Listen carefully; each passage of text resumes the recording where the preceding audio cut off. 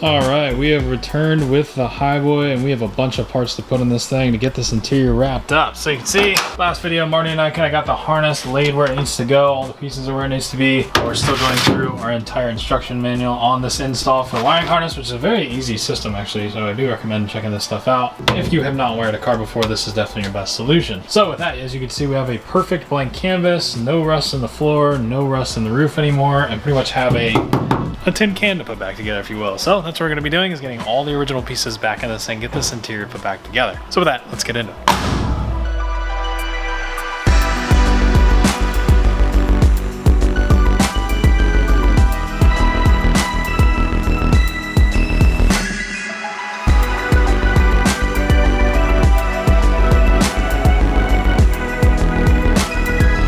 So this is the floor that's in this truck, and as you can see, for an original floor, this thing is in like incredibly good shape. So I'm trying to keep it that way. So what I'm gonna do is I'm gonna seal this thing up, and I know I really don't want to repaint over the original floor because it's in really good shape, but I do have to seal it to keep it nice. Once I get everything for the new harness out of the way, what I can do is take some POR top coat. This is just a nice sealer. I'm gonna just go over some of the rusty areas, which I would call rusty. It's really just surface rust, and just do a little bit here, just to seal those spots from corroding any further. You could, if you wanted to, just go over it real quick.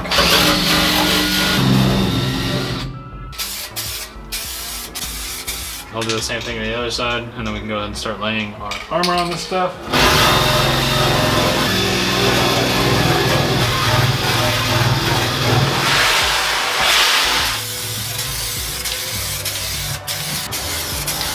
Alright, now that our interior looks slightly less blue and original, now I'm gonna go ahead and put some HeatShield DB armor on this thing. So what I have behind me is the HeatShield DB armor, and this stuff's 50 thousandths thick. It's American made, and this is way better than the cheap Chinese Amazon crap that you get. You see a lot of people run that peels, that sticks, that turns into goo, and just overheat, it just absorbs and ends up turning into liquid and just makes a huge mess, and overall doesn't actually prevent sound. So what this is a DB armor. Now that's gonna take the ting out of these things. These trucks are notorious for being tin cans, and when I say that, I mean it. Because when I go up to this thing,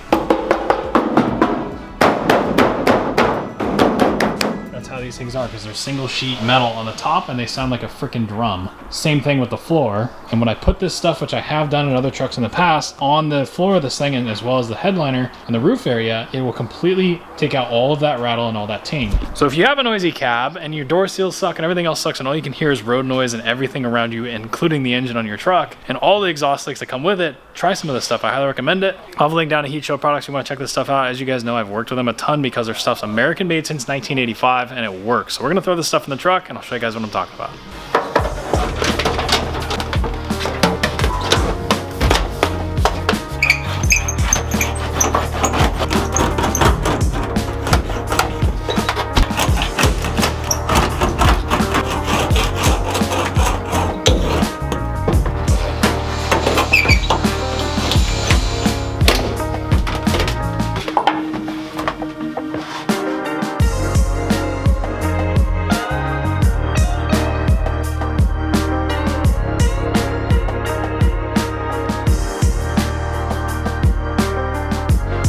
Coming over here, you can see the DB armor came out absolutely awesome. Let's get some light on this. It's all laid out there. It conforms to the floor really, really well. I recommend getting one of these. It's like a fabric or carpet roller.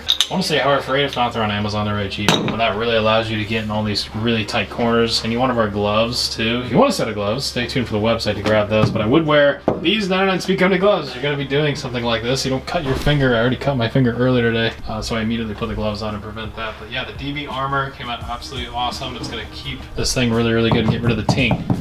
Listen to that. Way better. Versus... So the next thing is I gotta put the rest on the top. I'm gonna put that original vinyl floor mat back in this thing. And we're gonna be looking like a truck again, boys. So with that, I'm gonna go get the top done and get this bad boy back in it for hopefully the final time. This thing came out absolutely awesome. So tired of tripping over, I want it back in the truck. So let's get after it.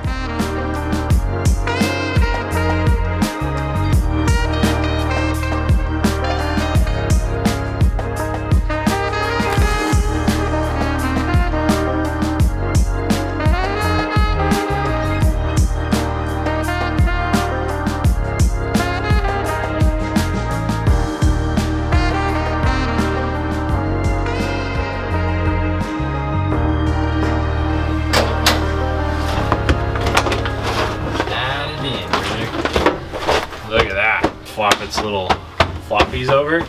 That is crazy. Props to me for being like, I'm gonna keep the original one in it. This looks sick. This is super nice. The insulation runs down this edge right here, so you can kind of see it. I don't think it's gonna matter. So the reason I wanted to use the original one so bad is you can see how it fits around the training tunnel. There is zero, and I know this because I've used like 4 of them. There's 0 aftermarket ones unless you're getting a custom made one or a very high-end one that will fit as nice as this one does all the way around, especially on a vinyl floor. They're always buckled up here at the trans tunnel on either side.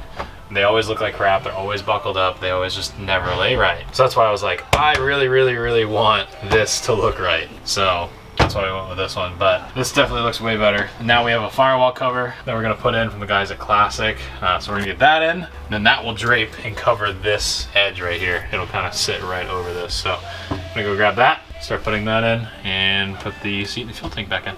So yeah. All right, so I figured in the last video, if you haven't seen it, go back and check it out, because at the end of that video, we did an entire budget breakdown on this thing and where we're at. And basically, long story short, I have $3 grand left to finish this thing, which might seem like not a lot, might seem like a lot. Motor's in it, training's in it, most of the interior's going back in it. I don't really have to buy a whole lot else. I just have to pretty much plumb the thing. Hopefully it'll run, maybe drive shafts, a couple weird things, maybe a windshield, some things that might be helpful. But figured I would treat myself because I'm already here, I might as well. I'm just the king of that stuff, we all know that. So since I was here, I was like, you know what? I really don't want to have to pull all this wiring out again and do this twice and put the whole interior back together and take the heater box out and all that stuff. So I got a firewall cover from the guys over at Classic Industries, and this is definitely the nicest one that I have ever seen as a remodel.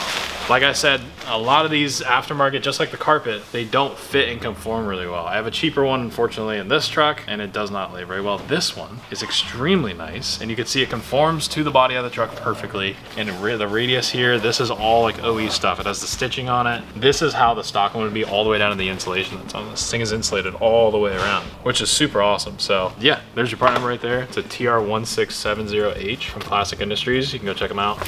This is the nicest firewall cover that I have ever seen. So this is what I'll be using in all my trucks from now on, because it's perfect. So slap this whole thing back in the truck, and I'll show you to get rid of that seam edge, and then we'll see any insulation on the front. So let's put this thing in. All right, it's gonna be the fastest upgrade to this interior I've ever seen. 0 hardware to mount it. Get in there. Oh, the damn fuse block. I forgot about that. I already mounted all this stuff. I really should have had this. I had this like come 2 days after we started wiring, so I didn't have enough time. But it'll look really cool, man. Just trust. Let me pull this crap out and I'll fit it again. Big fat do-over. See, we tried keeping the original one in. It did not want to go in. It was very fragile. Very fragile. Look at that. Yeah, that looks freaking pimping now. So you can see the difference already. So I gotta cut all of this stuff out. Throttle pedal, the mounting holes for the throttle, those kind of things need to get cut out. So I'm gonna fit all that and then put the wiring harness back in it. But that looks pretty snazzy, dude. Pretty freaking good. It's gonna be great when I have muddy boots and I ruin all of it. Beautiful. Stop recording. I gotta figure out how to put this seat in. I'm gonna put a seat cover on this right now. I will get a Gucci seat later. We don't need a fancy seat to be in budget. We need a seat. Just trying not to wreck the floor on it. Okay, there's that.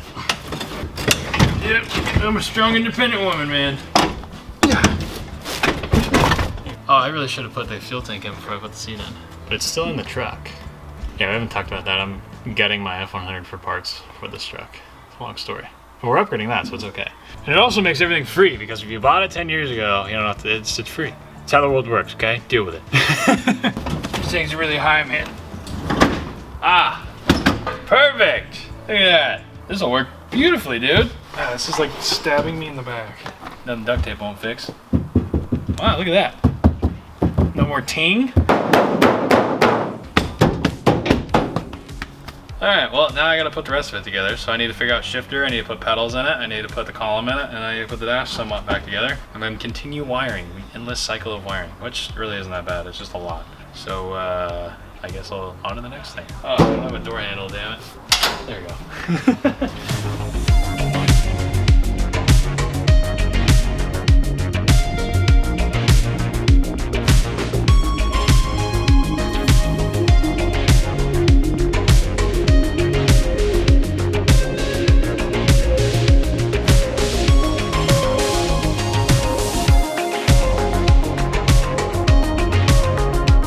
Alright, working on getting the column back together. I got the top parts in, and the shaft, unfortunately, looks like all the threads were ripped off of the top of the shaft. So I went ahead and I put a die on this. This is a 5/8 18 thread for those of you nerds that were wondering. It looks like this might have saved it. Oh man, I don't know.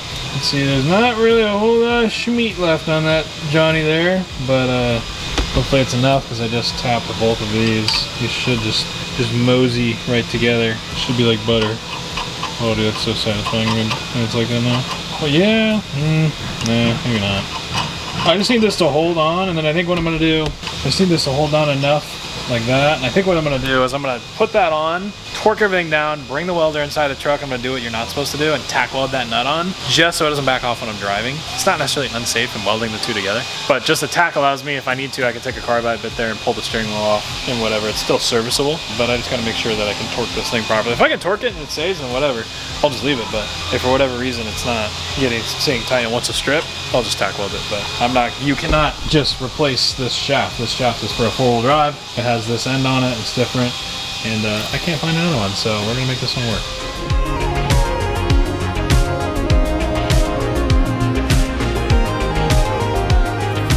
Alright, just got this thing freed up with some blaster penetrant. The threads on this thing were really, really bad. To the point to where you cannot put a regular bolt through this. This actually came out of, ironically, Chris's F100. He donated this because he had a stick shift in his truck originally. This one was an automatic. He's gonna be putting an automatic in that truck with a different engine, and I'm changing this engine and drivetrain as well. So we just straight traded. It worked out really well. So I gave him my automatic pedal setup. He gave me the stick shift, but this one was super, super crusty. So I used the Pro Straw and a little bit of blaster penetrant and a rethreading kit, and you can see all the crud that came out of this thing. And you can see the threads inside there have definitely been repaired, and everything's looking really, really good. And with this truck especially, I've used blaster almost every single day in the shop just because things haven't been loosened or taken apart in 58 years. And blaster makes it just that little bit easier to make everything come loose without breaking it. I'm actually pretty proud because I don't think I've broken a single bolt in this entire truck, thanks to the guys over at Blaster and their product working really, really well, saving me a lot of time on stuff like that. The only thing I broke was a water pump bolt in the engine, but that was not the original engine of the truck, so we're not going to count that. But with that, Blaster's been the #1 selling penetrant since 1957, and they are for a reason. They're the Rust Belt Warriors, and if anyone knows how to get a stuck bolt out, it's those guys. So if you ever have a problem, big or small, and you want to use the Pro Straw to use the correct amount of penetrant for your project, definitely check out Blaster and the Pro Straw. They have a wide range of products with that Pro Straw, as well as many other products that they're constantly coming out with new stuff you may not have even heard about. So head down in the description of this video, check out Blaster's website, scroll through, you might be surprised at what you find, and you can grab it at a bunch of different retailers and help make your projects go a little bit faster. So with that, I want to give a massive thank you to Blaster for sponsoring today's video and helping us on these projects. And with that, let's get back into the Highboy.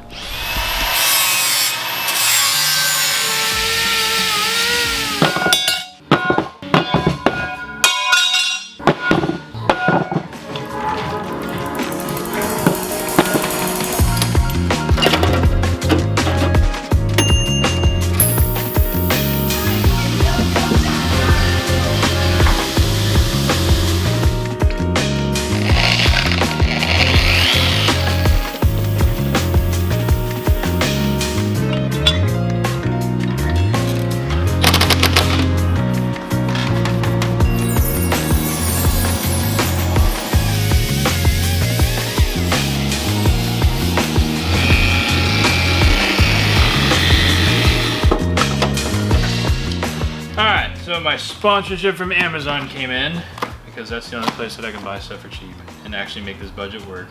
Totally not sponsored, but Amazon, please sponsor me. If I get it open, damn it. The easiest reupholstery ever. A cheap seat cover. I know there's probably a bunch of you guys that use these things. I've used them a bunch because they're pretty damn cheap. They look pretty dang good. And this one's even like this cool tan color. Oh, look at that, it's got little booties. Fresh out the shower. Thank you. So this is gonna be the fastest reupholstery job ever. And I'm assuming this is the tie to hold it all together. I'm gonna figure out how to do this, but basically this is the color of the seat, and I'm gonna put it in because I think this truck being a light baby blue with a tan or brown interior would be much better than the basic black because it seems like all the interiors I do are either red or black. So let's try this out. I think you pull it off better than me. Alright, so if I remember right, this thing is 2 pieces. It might be 1. And I did one of these back on my slick side that I had forever ago, or my 4-wheel drive 61. It's the biggest piece of junk I've ever done. Now there's a bottom and a top, and I don't know which one's which. That's probably the bottom. One of them will have slots for the headrests. seat isn't really that bad, honestly, but I know that the second that I start actually using it, it's gonna crack and get deteriorated, because that's exactly what happened in the crew cab. Oh, wait a minute, it's got little pockets. I forgot about that. These things have pockets in the front to store all your crap. You always gotta have pockets in your truck. Oh yeah, dude. Get the seat forward a little bit. Get that wrapped around there. Oh yeah, brother. I'll tie that up with the string. It's gonna look good. All right, I'll finish this up and I'll show you guys what it looks like. It looks pretty good. What are you looking at? I'm not tall enough. Wait. I'm not tall enough to ride this ride. You gotta put them on your shoulders.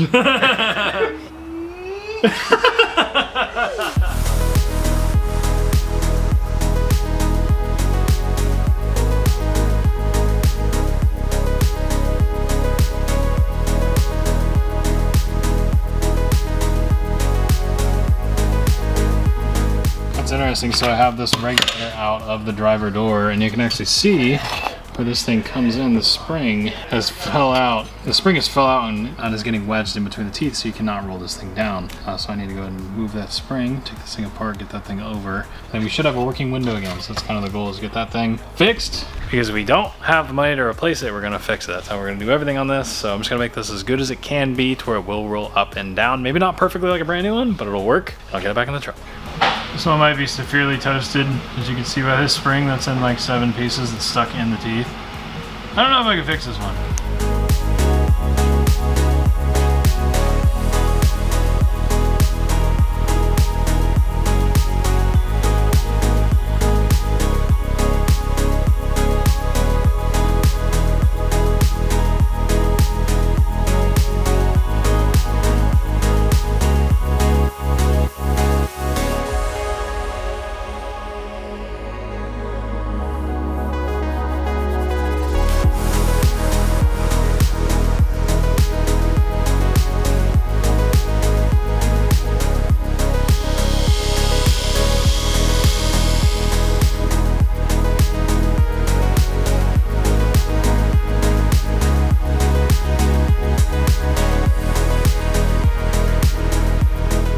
So we've gotten most of the interior put back together. You can see this door card came out absolutely amazing. I've got the armrests outside. It's getting painted. These chrome bits, these things are 58 years old.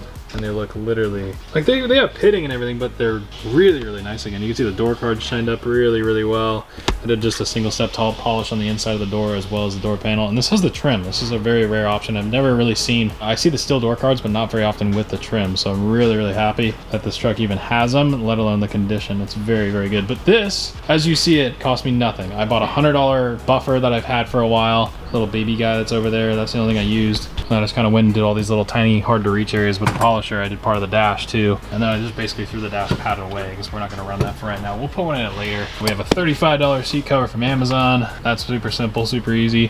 The vinyl floor of this thing was original. I didn't have to do anything to it. I think this firewall cover was about a little over 200 bucks. And that is definitely way nicer. This is a actual like vinyl one. The one that's in my F100 is rubber. So this is 10 times nicer, way nicer. It looks way nicer. You can see it's got the stitching on the bottom. This matches the M1 like perfectly. Pedals did nothing but repaint and clean them. A lot of stuff I did nothing but repaint and clean them. Same with the heater core and all that stuff. This all has just been cleaned and repainted. So they all how everything is. Same with the column. Steering wheel got clear coated. The horn ring got basically steel wooled out. All these chrome bits, they're all steel wooled. That's what I used on everything. There's no fancy polishes or anything like that. They're just steel wooled. And then I buffed the center ring on this one. It came out really good. And then I just basically buried the steering wheel in a bunch of rattle can clear coat. It came out really good. It's pretty nice. So it looks good. The interior is pretty much done as we see it. I am going to hold off on a headliner. I think we're going to make something cool and use the original one that is in the bed as a template. So we're going to be using that. Just because it is water damaged, I think that it would serve this truck well if we just did something just a little bit nicer. And then I do have to pull and kind of pin this whole thing tight, the rest of it tight. But it's very, very close. It fits very well for how cheap it is. So yeah, Marty's wrapping up some of the wiring in the dash. We've gotten the front side of this thing done. All these are where they need to be. So in the next video, we can actually hang fenders. I finished up the benchwork steering. So that's all mounted up. This all works. It's all torqued down and there's no play in the steering wheel anymore. You can see there's a gap. There's no gap anymore where the steering wheel bolts to, so that's all nice. There's no shifter, so we actually have a proper Highboy column in this thing. That was a little bit hard to find, but my buddy Lou had it, so thank you for donating that. And yeah, everything else is looking fine and dandy in this truck. Really, really happy with it. But yeah, so we're just trucking along on this thing. Like I said, the inside's pretty much done. Now I get to focus on the front clip of this truck and get the inner fenders and all that stuff finalized so we can hopefully get the thing fired up this week. So with that, I hope you guys went on to enjoy it. We've kind of basically put almost no money into the interior. I think everything in the interior was under 300 bucks for me to just kind of put everything in it. The most expensive thing on it was probably the firewall cover. The HeatShield product I think was a little over 100 bucks. So we're basically at about that $300 range to do everything you saw on the inside, which is crazy, just showing how nice it came out. I know not everybody's truck's that nice. This one is, so I got kind of lucky there, but it goes to show you can do a lot with just refurbing what you have instead of just buying and replacing everything. So with that, hope you guys went to enjoy today's video. Drop a like on the video if you did. Grab your merchandise at 909speakmedia.com, and I will see you guys in the next one where we get the front clip hung on this thing and make it look like a truck again. I'm excited. No more no front clip thing. So hopefully we get this thing fired up pretty soon too. So see you guys then. Later guys.